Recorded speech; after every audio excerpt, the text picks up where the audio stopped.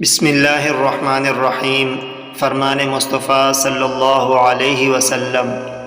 مسجد کے آداب۔ عبید اللہ بن عبد الرحمن بن موہب سیدنا ابو سعید خدری رضی اللہ عنہ کے ایک غلام سے بیان کرتے ہیں، وہ کہتے ہیں میں سیدنا ابو سعید رضی اللہ عنہ کی صحبت میں رسول اللہ صلی اللہ علیہ وآلہ وسلم کے ساتھ تھا۔ ہم مسجد میں داخل ہوئے، کیا دیکھتے ہیں کہ ایک آدمی مسجد کے درمیان میں ہاتھوں کی انگلیاں ایک دوسرے میں ڈال کر گوٹھ مارے ہوئے بیٹھا ہوا تھا۔